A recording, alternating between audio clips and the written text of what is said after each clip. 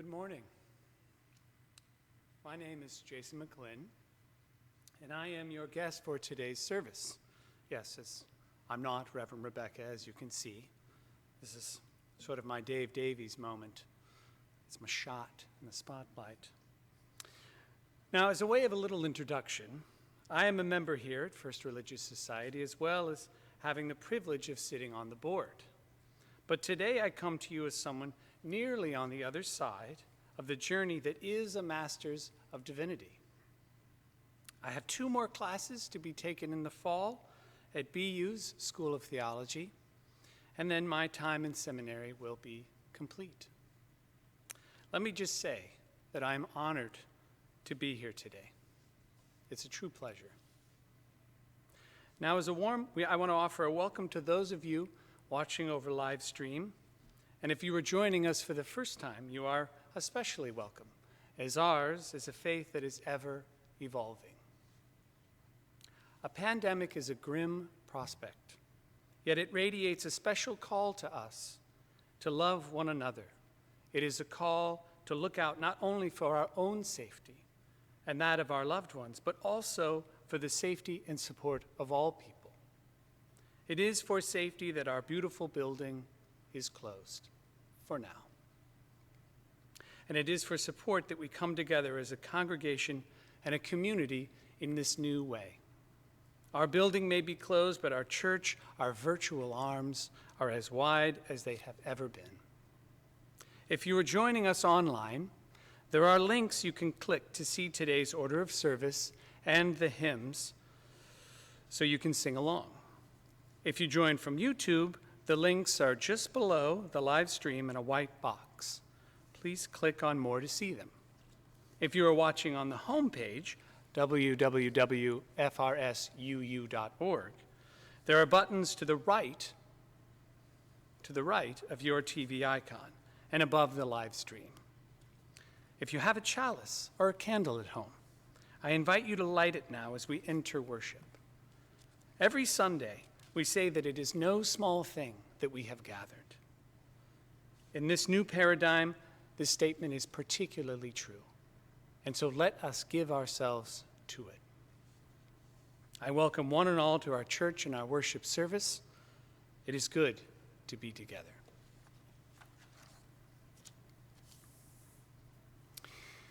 Our call to worship this morning is a poem by the great Sufi poet Hafez, translated by Daniel Ladinsky. It is a cushion for your head. Just sit there right now. Don't do a thing. Just rest. For your separation from God, from love, is the hardest work in this world. Let me bring you trays of food and something that you like to drink. You can use my soft words as a cushion for your head. You are faithfully called to worship. Please join me in singing our opening hymn, number 298, Wake Now My Senses, verses 1 through 3 only. The words are printed in your order of service.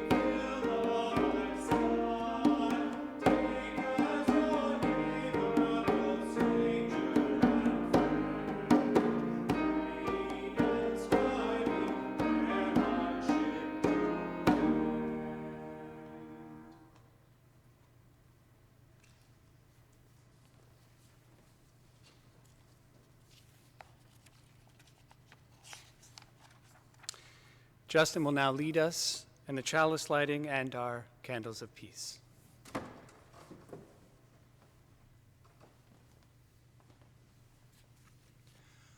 You can find the words to the chalice lighting printed in your order of service.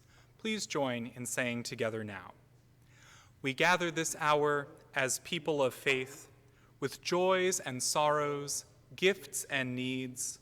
We light this beacon of hope, sign of our quest for truth and meaning, in celebration of the life we share together. Each week, we also light 2 candles of peace, representing 2 places on earth we lift up and remember as a sacred encounter with our world. There are untold numbers of places on earth that need peace. These 2 especially we hold close in this service and in the week ahead. After each candle is lit, we will speak the words for peace in English, Arabic, and Hebrew: peace, salam, shalom. Our first candle is lit once more, again for the globe, all of its lands, and all of its people as we struggle to respond to COVID-19 and the new reality it presents. May all who need health care receive it, all who hunger be fed, and all who are lonely find peace. Peace, salam, shalom. Our second candle is lit for communities around the country reacting to massive, sudden unemployment. We pray for collective action that will provide necessary relief and support for working families in our community and everywhere. Peace, salam, shalom. Please join me now in our affirmation of faith. It is printed in your order of service. Love is the doctrine of this church. The quest of truth is its sacrament, and service is its prayer. To dwell together in peace, to seek knowledge in freedom, to serve humankind in fellowship, to the end that all souls shall grow into harmony with the divine. Thus do we covenant with each other and with God.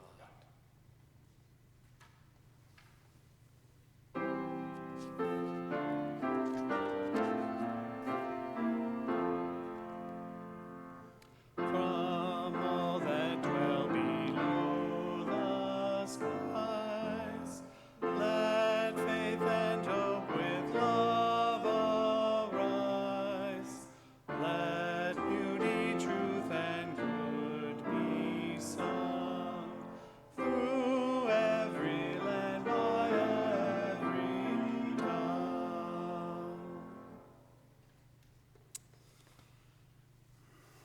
Now is our time for all ages. So I'm just going to grab the handheld mic.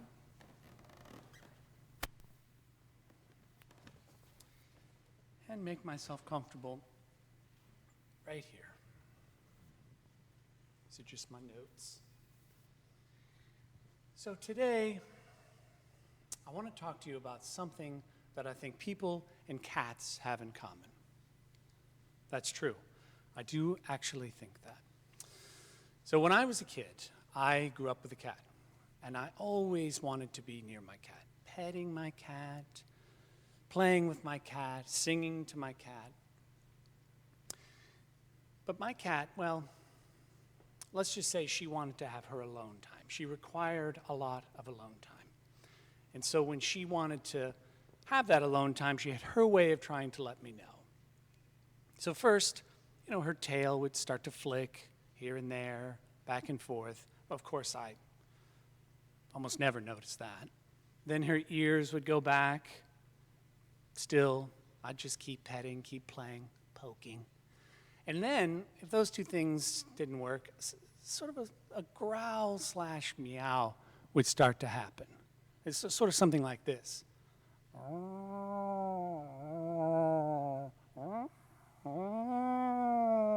And it would grow and grow until, wham, the paw would come out or a little bite would happen. And of course, I would yank my hand back thinking, sheesh, that came out of nowhere. I didn't do anything wrong. But of course, the truth is that, I hadn't done anything wrong, but it didn't just come out of nowhere. There were all kinds of signs along the way. I just Wasn't listening. I didn't know what to listen to, what to look for. And this is what I think is the same in us, but it's about feelings. Feelings that we are confused about, maybe we don't know, or maybe we don't want. Maybe they're upsetting to us to have them. So those feelings, they grow and they grow because they want to come out just like the cat wants to be left alone. But the important bit here is that instead of leaving the cat alone, leaving the emotions alone, we want to acknowledge those emotions. They need to be heard. That's the point, is that they're going to come out either way.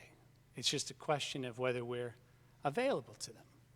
Which brings me to the practice. I have a practice I do at home for this very thing, for these emotions, which I've started doing more in earnest given these days.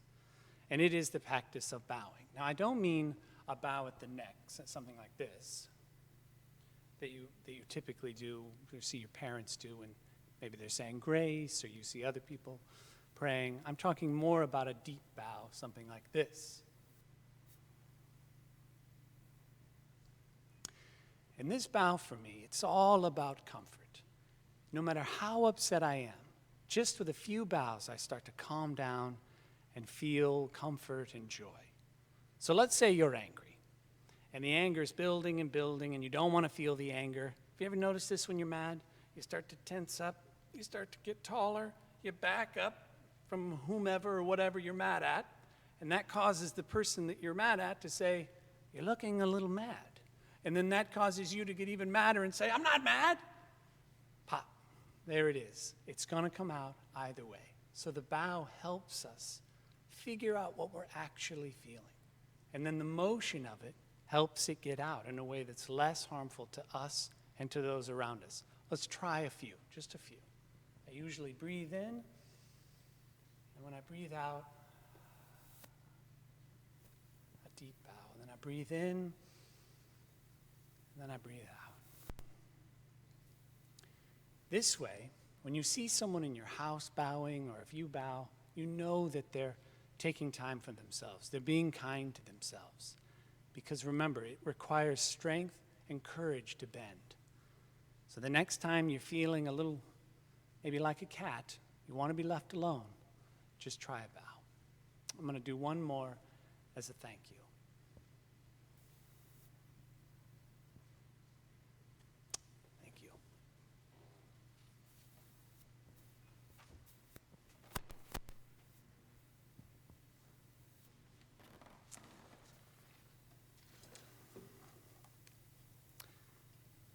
Now is the time in our service when we move to the offertory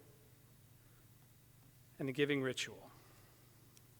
You will see two ways to make your donations. One is the regular offering to FRS, and the other is via your pledge, as this is another of our Giving Sundays.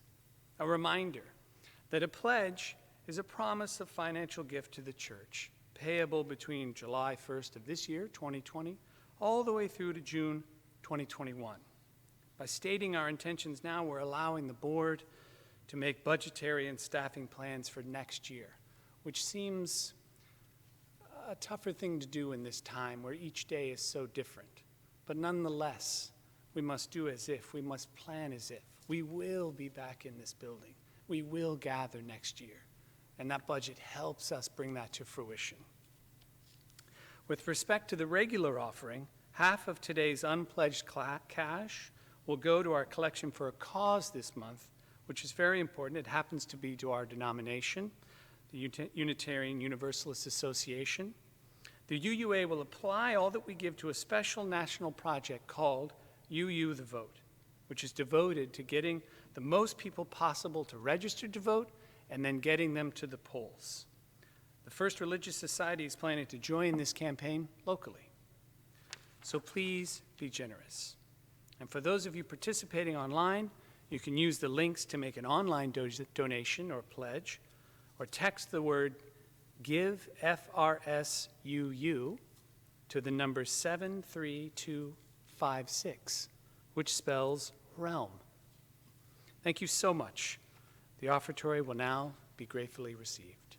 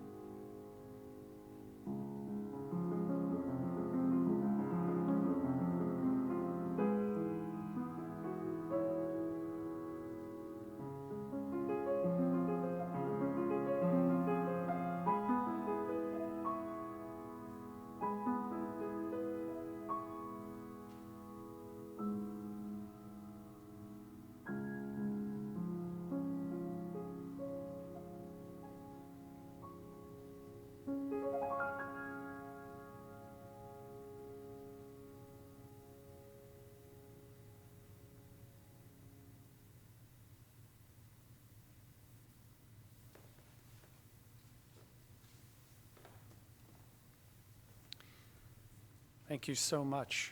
That was beautiful. Our reading for today is How I Go to the Woods by Mary Oliver. Ordinarily, I go to the woods alone, with not a single friend, for they are all smilers and talkers, and therefore unsuitable. I don't really want to be witnessed talking to catbirds or hugging the old black oak tree. I have my way of praying, as you no doubt have yours. Besides, when I am alone, I can become invisible. I can sit on the top of a dune, as motionless as an uprise of weeds until the foxes run by unconcerned. I can almost hear the unhearable sound of the roses singing. If you have ever gone to the woods with me, I must love you very much.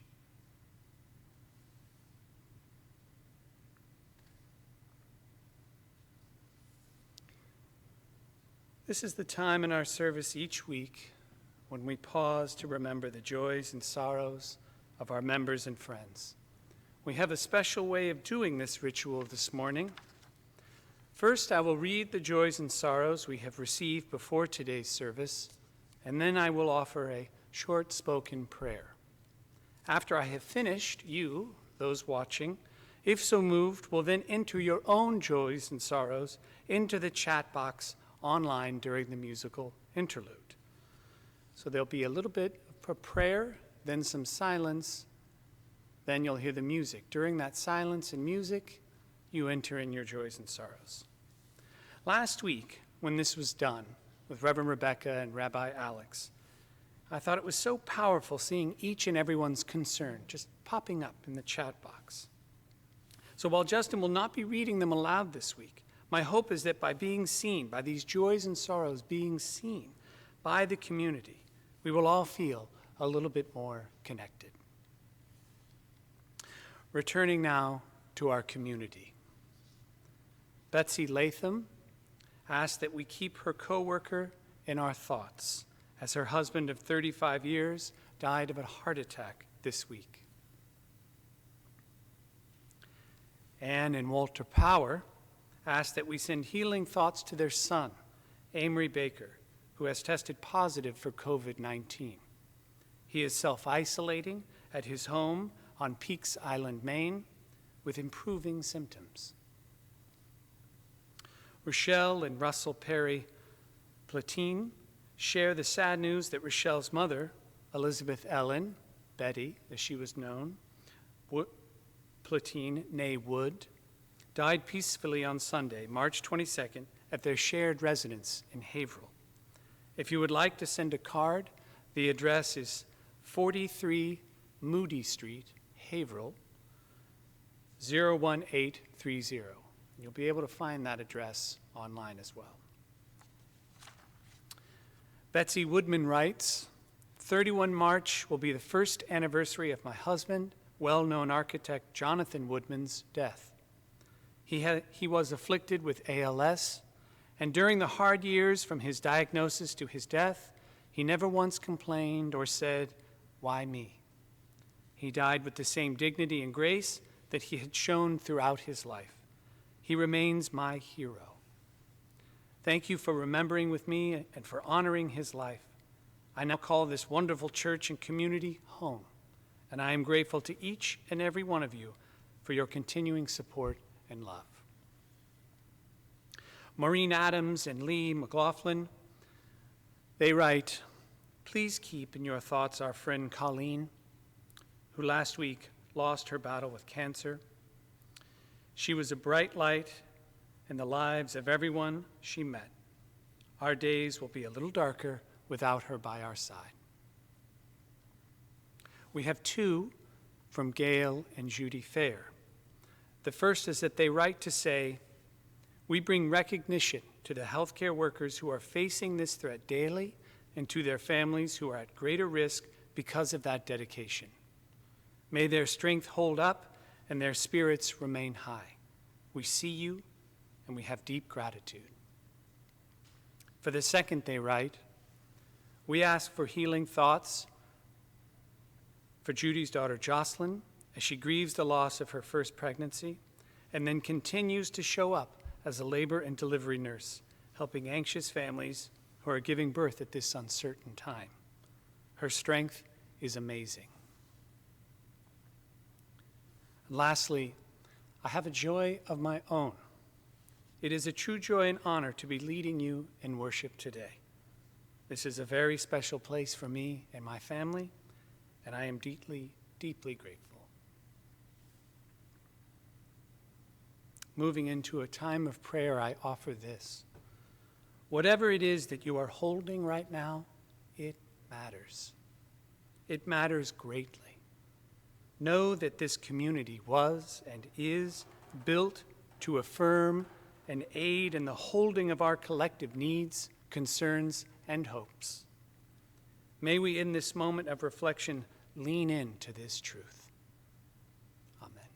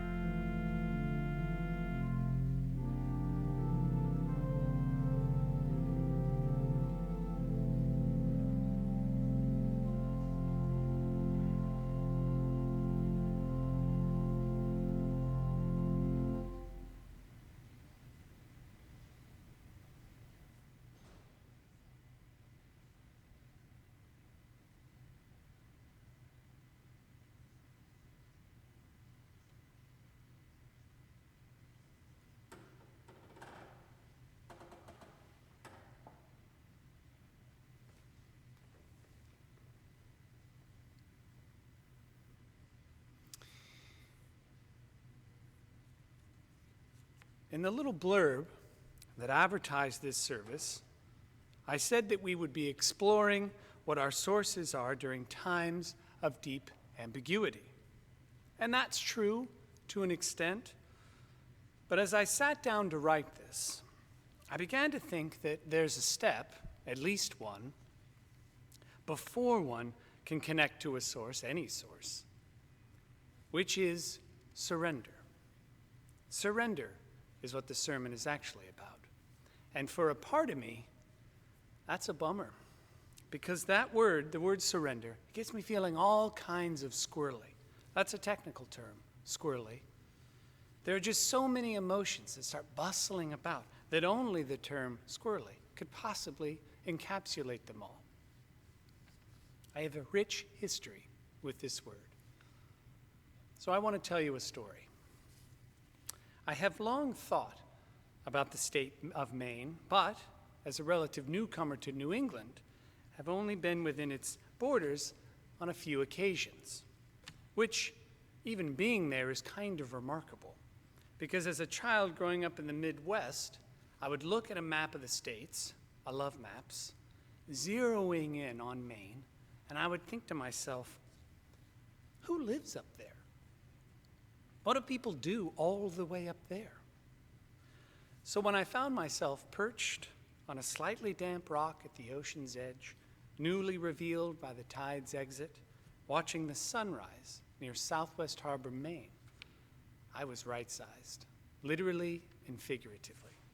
The great expanse of a multi-hued sky, grays and blues, shot through with fiery oranges and yellows, just atop a packed line of fir trees, just atop a rock that was just atop a calm sea. I was right-sized. For even as I retell this story here in this sanctuary, I feel as if I'm in that moment. The conditions were just right. Everything was in place for an easy surrender. Because when I say right-sized, I mean surrendered. But why? Why was it easy? Why was it easy in that moment and so difficult in so many others? Is it because I wanted to be there? I chose to be there? Was the reason that I knew I couldn't control anything about that moment? That I was there to just simply engage in the wonder of it? Is it a mix then of this agency, this choosing to be there, combined with knowing the limits of my control? Or is it simply that it went to plan? I don't know. But isn't it true that those moments happen all the time, whether we're perched on the ocean's edge or confined to our homes while socially distancing? Isn't it true that these difficult, confusing, and stressful days nonetheless offer us the same opportunity for wonder? Now, I'm not suggesting that we leapfrog over very real grief and fear by Pollyannaing this new reality. In fact, just the opposite. My sense is that the grief I feel now can provide me with the same wonder that that sunrise did, if only I can inhabit it in the same way. But how? My friend Andy and I were talking a few days ago about this very thing, this how business, when he gifted me a Mr. Rogers quote. If it is mentionable, it is manageable. So simple, yet so difficult, I thought. Sheesh, that Mr. Rogers, cutting right to it. Don't keep it in, get it out. Again, very simple, yet very difficult, especially when feeling hemmed in and overwhelmed. Because that is what this is. We have suddenly found ourselves treading water in a giant pool to which we know not when is it going to be drained. And I, for one, am already tired. But even those for whom life has changed only a little, seemingly a little, we are still animals that crave and need touch. I'm not trying to be overdramatic or foreboding, but the fact remains that a few short weeks ago, we were going about our day-to-day lives, making plans, and feeling the full weight of our control. And just like that, today, right now, we are feeling the full weight of what we can actually control. And so the treading has begun, whether I like it or not, or whether I want it or not. It certainly seems that I am being encouraged to deepen my relationship to surrender in a not so subtle, not so kind way. Enter Mr. Rogers. If we stay with the pool, I've begun to see the mentionables, all those feelings that fall under the term squirrely, when named, when mentioned, become like little floaties. I don't know when this will end. One arm gets a floaty. I'm worried about my loved ones who are most vulnerable. The other arm gets a floaty. I'm scared and I'm in grief. 2 rings around my waist. The beauty and the simplicity of Mr. Rogers' words for me is that they remind me that the longer I try to manage this new reality by not naming, not owning the truth of my feelings, the harder I need to work to tread the water. And I don't think I'm alone in this. That in continuing to stuff and keep that upset from being seen, we somehow believe that no one around us is going to notice all the flailing just below the surface. Never mind that the water around us and them is all frothed up. Nope, I'm maintaining, I'm in control. But as we see, there is very little we actually control. Amazingly, though, how we tread water is one of those things. And so I understand surrender to be the moment of pause that allows me to name what is really going on inside. And in so naming and connecting back to myself, I can now connect to a friend, to a loved one, to a source. In Friday's spiritual sustenance, Reverend Rebecca included a T.S. Eliot quote, the last line being, "You are here to kneel." This kneel, I know it to be the pause. I know it to be the bow. I know it to be surrender. In surrendering, I am saying yes to the depth of my emotions. I am saying yes to the limits of my control. I am saying yes to reality as it is, not as I would have it be. And I am definitely saying yes to a source.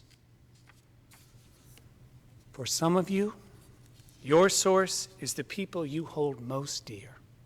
For others, it is this community. Others still, it is the work you do to better this world. For my part, my source did not create this world, but wants to be in it, wants to be in the mire, in the muck with me. My source cares for me deeply. And so I have a prayer that I've returned to these days, and I say it at the start of each and every day. I offer myself to thee, so that we may be in relationship. May I stay close to you today, feeling loved, so that I may more deeply love those close to me.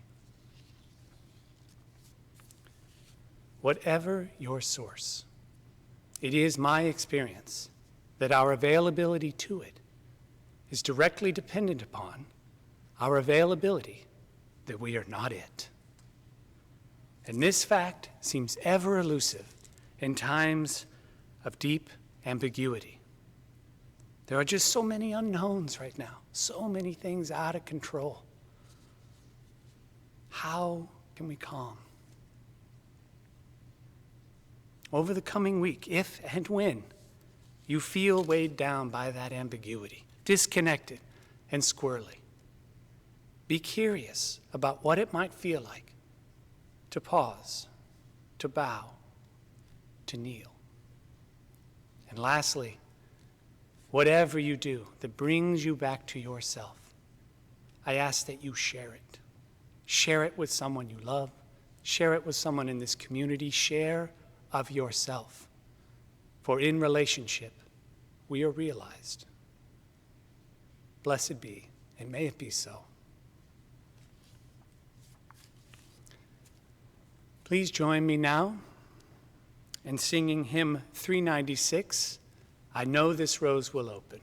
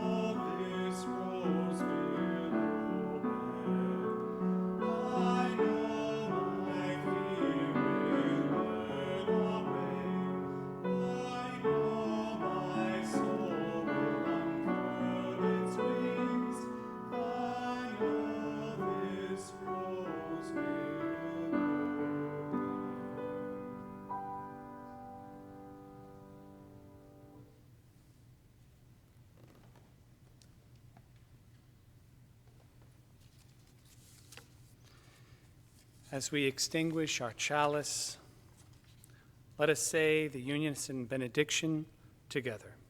You can find the words in your order of service. May the love which overcomes all differences, which heals all wounds, which puts to flight all fears, which reconciles all who are separated, be in us and among us, now and always.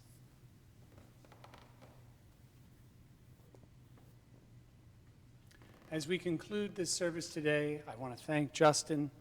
Music was beautiful. And say to you that at the beginning of each service, we acknowledge, in saying, let us give ourselves to it, we acknowledge that that act of giving ourselves to something, to someone, is a choice, that is where we put our agency, our will. And so I ask that you do that this coming week. Look to this place for the scaffolding that is there that will ease you through this time. Look to this place to be a cushion for your head. For we will be in here once again, filling it with joy and whatever we may be feeling. So go now in peace and return again as you are. Amen.